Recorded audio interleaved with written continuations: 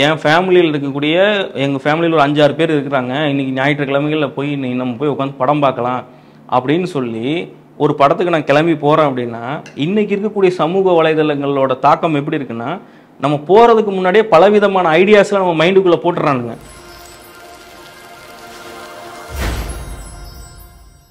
இப்போ தொடர்ந்து பார்த்தீங்கன்னா பாரஞ்சித் வந்து பட்டியலின மக்களும் அந்த மாதிரி இதை எடுத்துக்க வர்றாரு. இது வந்து எப்படி வரக்கூடிய காலகட்டத்தில் ஆரோக்கியமானதாக இருக்குமா சினிமாவுக்கு அப்படின்றது உங்களோட? இல்லை, அதுதான் நான் சொன்ன மாதிரி இது ஒரு ஆரோக்கியமான போக்கே கிடையாது. இது இந்த சினிமா வந்து ஒரு மெயின் ஸ்ட்ரீம் ஆடியன்ஸுக்காக நீங்கள் படம் பண்ணுறீங்க அப்படின்னா, ஒரு விளிம்பு நிலை மக்களோட வழிகளை சொல்கிறது வந்து தப்பு கிடையாது. ஆனால் நீங்கள் என்ன பண்ணுறீங்க அப்படின்னா, மறுபடியும் ஆதிக்க சாதிகள், பிராமணர்கள், இப்போ பிராமண துவேஷம், ஹிந்து மத துவேஷம், இதை எல்லாத்தையும் உள்ளே கொண்டு வந்து குறியீடுகளாக வச்சு புத்தர் சிலைகள் இருந்த இடத்துல வந்து எடுத்துகிட்டு இன்றைக்கி வந்து இந்து மத வழிபாடை பண்ணுறாங்க. இதெல்லாம் வரலாற்று ஆய்வுகள் இருக்கா அவங்கக்கிட்ட? இதெல்லாம் கிடையாது. வரலாற்று ஆய்வுகள் இல்லாமல் நீங்கள் என்ன பண்ணுவீங்க? இன்றைக்கி அயல் நாடுகளில் வந்து கம்போடியாலையாக இருக்கட்டும், ஈரான்லையாக இருக்கட்டும், ஏன் சமீப காலமாக நம்ம அமெரிக்காவில் கூட ஒரு இடத்துல தோன்றப்போ டிக் பண்ணி எடுக்கிறப்போ அங்கேருந்து ஹிந்து மத கடவுள்களோட விக்கிரகங்கள் வருது இல்லையா? பல ஆயிரம் வருஷம். அதாவது நம்மளுக்கு நேற்று நம்ம பக்கத்து தெருவில் நடந்த பிரச்சனையோட முழு கரு என்னன்னே நம்மளுக்கு தெரியாது. ஏதோ ஒரு நாவலோ ஒரு லிட்ரேச்சர் சம்மந்தப்பட்ட ஆர்வலர்கள் எழுதக்கூடிய ஒரு புக்கை வச்சுக்கிட்டு அது இந்த கம்யூனிஸ்டுகளும் இந்த திராவிட கழகத்தை சேர்ந்த சில கும்பல்களும் எழுதுகிற புக்குகளை படிச்சுட்டு அதன் மூலமாக இதெல்லாம் இருந்துச்சு, இதை வந்து பெரும்பான்மையான மக்கள்கிட்ட நான் கொண்டு போய் சேர்ப்பேன் அப்படின்றதுக்காக சினிமா ஒரு டூலாக யூஸ் பண்ணால், சினிமா வந்து ரொம்ப சென்சிட்டிவான ஒரு மீடியம். நீங்கள் ஒருத்தன் அவர் எடுக்கிற படம் எல்லாமே அப்படிதானே இருக்குது, ஒரு மக்களை சார்ந்து தானே இருக்குது அவர் எடுக்கிற படம் எல்லாமே. அதைத்தான் சொல்ல வரேன். அப்போது நீங்கள் அந்த மக்கள் சார்ந்த பிரச்சனைகளை மற்ற சமூகமும் பார்க்குறாங்கல்ல, இப்போ அவங்களுக்கு பார்க்குறப்ப அவங்களுக்கு ஒரு இது இருக்காதா? இல்லை, அந்த மாதிரியான மனநிலையை உருவாக்கணும் அப்படின்றது தான் அவங்களோட எய்மாக இருக்குது. ஆனால் இல்லை, அது முகம் சுளிக்கும் வகையாக தானே இருக்குது. நீங்கள் இதுக்கு எதிர்வினை வந்து தமிழ் சினிமா மீடியம்லையோ மக்கள் மத்தியிலையோ வரலைன்னு சொன்னால் நம்ம வந்து இந்த கேள்விகளை நம்ம வந்து ரொம்ப பெருசாக எடுத்து பார்க்கலாம். இது என்ன அப்படின்னா, பாரஞ்சித் உருவானதுனால தான் மோகன்ஜி சத்திரியன் வந்து அதுக்கு எகைன் ஒரு எதிர்நிலைப்பாடாக நின்று சில படங்கள்லாம் எடுத்தார். அது வந்து திரௌபதி வந்து ஒரு டெக்னிக்கல் சவுண்டான ஒரு படம் கிடையாது. சொல்லப்போனால் ஒரு பேசிக் டெக்னிக்கல் நீட்ஸே ஃபுல்ஃபில் பண்ணாத ஒரு படம் சென்னை மற்றும் வட தமிழகம் சார்ந்த திரையரங்குகளில் வந்து பெரும் வரவேற்பு பெற்றது. முதல் 2 வாரங்களுக்கு ஹவுஸ்ஃபுல் காட்சிகளாக ஓடப்பட்டுச்சு அந்த திரௌபதின்ற படம். அப்போது என்ன அப்படின்னா, நீங்கள் ஒரு விஷயத்தை சின்னதாக எடுத்து சொல்ல வர்றப்போ ஒரு படம் ஃபுல்லாக அதுக்கு எகெயின்ஸ்டாக கிளம்புறப்போ அவங்க வந்து ஒரு படமே அதுவாக எடுக்கக்கூடிய சூழ்நிலை உருவாகுது. புரியுதா? என்னோட சாதி சார்ந்த விஷயங்கள் நான் சொல்கிறேன்னு சொல்கிறப்போ ஏன் சாதி இதனால் பாதிக்கப்பட்டிருக்குன்னு எதிர்த்து இது என்ன ஆகும்னா சமூக பதட்டம் உண்டாகும். இப்போது ஒரு சோஷியல் மீடியான்றது இன்றைக்கி எவ்வளோ பெரிய மீடியம். அதில் இன்றைக்கி நீங்கள் போய் பார்த்தீங்க அப்படின்னா, பாரஞ்சித்துக்கு ஆதரவாக ஒரு கும்பலும், பாரஞ்சித்துக்கு எதிரான ஒரு கும்பலும், மோகன்ஜி சத்திரியனுக்கு ஆதரவாக ஒரு கும்பலும், மோகன்ஜி சத்திரியனுக்கு எதிரான ஒரு கும்பலும் வந்து கமெண்ட்டுகளை அடிக்கிறது நம்ம பார்க்க முடியுது. இந்த போக்கு வந்து பாரஞ்சித்தின் எழுச்சிக்கு முன்னாடி நடந்துச்சான்னு கேட்டால் கிடையாது. நாட்டாமை படத்தை நாட்டாமை படமாக பார்த்துட்டு போயிட்டாங்க. புரியுதா? அம்பேத்கர் அவர்களோட புரட்சிகரமான சில முன்னெடுப்புகளுக்கு அப்புறம் பெரும்பாலான கிராமப்புறங்களில் வந்து அதுக்குண்டான விழிப்புணர்வு வந்து சட்ட ரீதியாகவே அந்த மக்களுக்கு வந்து கொடுக்கப்பட்டிருக்கு.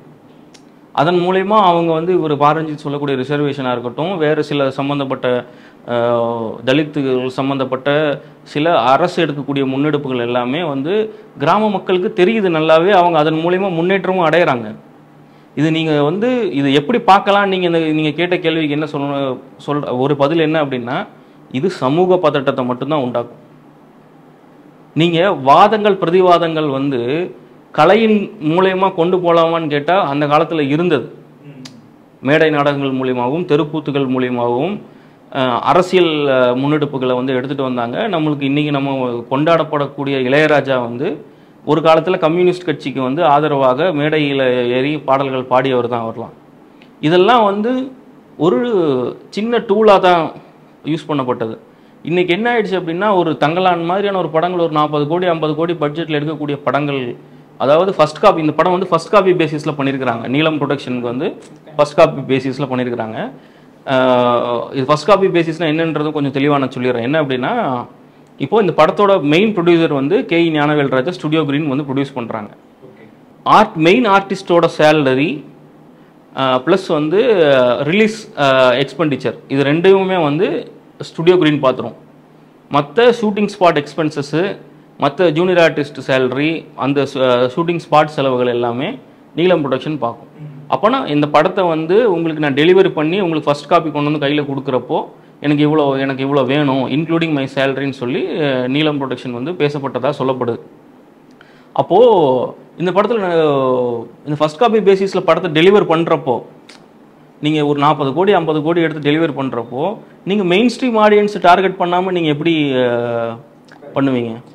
இப்போ நேற்று ஒரு காணொலி பார்த்தேன், ஒரு யூடியூப் சேனலில் மெட்ராஸ் படத்தில் கிளைமேக்ஸ் சீனில் வந்து ப்ளூ கலர் சட்டை போட்டு ஹீரோவும் எல்லோ கலர் ட்ரெஸ்ஸில் ஹீரோயின் இருக்கிறாங்க. இது வந்து ஒரு சாதிய குறியீடு இருக்குது. இதெல்லாம் நான் என்னாலேயே வந்து டீகோட் பண்ணி பார்க்க முடியல. சினிமா இவ்வளோ டீப்பாக பார்க்குற என்னாலே பார்க்க முடியல. எவ்வளோ பெரிய ஆபத்தான போக்கு. நான் இன்னைக்கு என் ஃபேமிலியில் இருக்கக்கூடிய எங்கள் ஃபேமிலியில் ஒரு 5-6 பேர் இருக்கிறாங்க. இன்னைக்கு ஞாயிற்றுக்கிழமைகளில் போய் நம்ம போய் உட்காந்து படம் பார்க்கலாம் அப்படின்னு சொல்லி ஒரு படத்துக்கு நான் கிளம்பி போகிறேன் அப்படின்னா, இன்னைக்கு இருக்கக்கூடிய சமூக வலைதளங்களோட தாக்கம் எப்படி இருக்குன்னா, நம்ம போகிறதுக்கு முன்னாடியே பலவிதமான ஐடியாஸ்லாம் நம்ம மைண்டுக்குள்ளே போட்டுறானுங்க. நம்ம தியேட்டருக்குள்ளே போகிறப்பயே இந்த சீன் இங்கே வரப்போகுது, இது இப்படி தான் இருக்க போகுது, இது லேகாக இருக்குது, ஃபர்ஸ்ட் ஆஃப் லேகாக இருக்குது. கியூரியாசிட்டியே, அதாவது என்ன அப்படின்னா, எந்த வித எதிர்பார்ப்பும் இல்லாமல் படத்துக்கு போன காலங்களில் சினிமா ஆரோக்கியமாக இருந்தது. இன்னைக்கு என்ன ஆயிடுச்சு அப்படின்னா, இவர் வந்து தலித் அரசியல் பேச போகிறாரு, இவர் வன்னியர் அரசியல் பேச போகிறாரு, இதுதான் படத்துல இருக்கு போகுதுன்னு தெரிஞ்சா நம்ம போற போக்குல பார்த்தா உங்களுக்கு நீங்க இந்த சமூகம்னா உங்களுக்கு இந்த மாதிரி அமௌண்ட் டிக்கெட்டுக்கு அப்படின்ற மாதிரி வரும். நீங்க அதுல ரிசர்வேஷன் கூட வர்றதுக்கு அதுதான் சொல்லியிருக்காரு. அப்ப டெக்னாலஜி இப்போ பாரஞ்சித் அப்படின்னு இல்ல, அவர் மாதிரி ஒரு சில டைரக்டர்ஸ் இருக்காங்கன்னு வச்சுக்கோங்களேன். இப்போ இந்த மாதிரி படங்கள் எடுக்கிறாங்கன்ற பட்சத்துல அந்த ஜாதிய பிரச்சனைகள் பத்தி அவங்க சொல்றாங்கன்றப்போ நம்ம தமிழ்நாட்டுல வந்து அது அதிகமா இருக்குன்றீங்களா குறைவா இருக்கு? ஓகே, இந்த மாதிரி இருக்கப்படக்கு நம்ம புரிஞ்சுக்கணும் அப்படின்னு நினைக்கிறேன். இல்ல, இதை பத்தின விவாதங்கள் அதிகமா இருக்கு. அதாவது இன்னைக்குமே வந்து இந்த மாரி செல்வராஜ், பா ரஞ்சித், அப்புறம் அந்த கவுண்டம்பாளையம் எடுத்த ரஞ்சித், அப்புறம் வந்து மோகன்ஜி சத்ரியனை தாண்டி யாருமே பெரிய லெவல்ல சின்ன பட்ஜெட் படங்கள் எடுக்கக்கூடியவங்கலாம் நிறைய பேர் அந்த இதெல்லாம் எடுத்து பண்றாங்க. இது வந்து மக்கள் மத்தியில் ஒரு இப்போ நீங்கள் இந்த இவங்களோட தாக்கம் என்ன ஆயிடுச்சு, இவங்களோட எழுச்சியின் தாக்கம் என்ன ஆயிடுச்சு அப்படின்னா, நார்மலாக ஒரு கமர்ஷியல் படம் எடுத்தால் கூட அந்த ப்ரொடியூசர் வந்து நீங்கள் தான் இந்த மாதிரி கான்ட்ரவர்சியலான மேட்டரை உள்ள தள்ளுங்க, அதன் மூலமாக நம்ம வியாபாரம் பண்ண முடியும் நம்மளால, அந்த மாதிரியான ஐடியாஸ்குள்ளே அவங்க போகிறதுக்கு இதெல்லாம் வழிவகை செய்யப்படுதுன்னு நான் நினைக்கிறேன். இன்றைக்கி நம்ம ரீசெண்டாக நம்ம பார்த்த ஒரு மெயின் ஸ்ட்ரீம் சினிமான்னு பார்த்தா இந்தியன் 2 நம்ம பார்த்தோம். இந்தியன் 2 வந்து பல்வேறு லாஜிக்கல் லூப் ஹோல்ஸு, விமர்சனங்கள் இதெல்லாமே இருந்தது படத்தில். இதை தாண்டி ஒன் டைம் வாட்சபிளாக தான் இருந்தது அந்த படம். இதில் இவங்க இந்த சோஷியல் மீடியாவில் பண்ண சில கூத்துக்கள் எல்லாமே வந்து நம்ம வாட்ச் பண்ணிட்டு தான் இருக்கோம். எல்லாமே அது ஒரு நெகட்டிவ் கேம்பெயினை வந்து பில்டப் பண்ணி எடுத்துகிட்டு வந்தாங்க. அப்போது இவங்க என்ன நினைக்கிறாங்க அப்படின்னா, இந்த மாதிரி படங்கள் தான் தியேட்டரில் சஸ்டெயின் ஆகணும், இன்ஸ்பைட் ஆஃப் என்ன மாதிரி இருந்தா கூட நீ இந்த மாதிரி அரசியல் பேசு படத்துல அப்படின்ற ஒரு சூழ்நிலைக்கு வந்து ஃபிலிம் மேக்கர்ஸ் தள்ளப்படுறதா நான் பார்க்குறேன். ஆமா, எதுக்கு சினிமாவில் போய் அரசியல் பேசணும்? சினிமாவுக்கும் அரசியலுக்கும் ரொம்ப பெரிய டிஃப்ரென்ஸ் இருக்கு.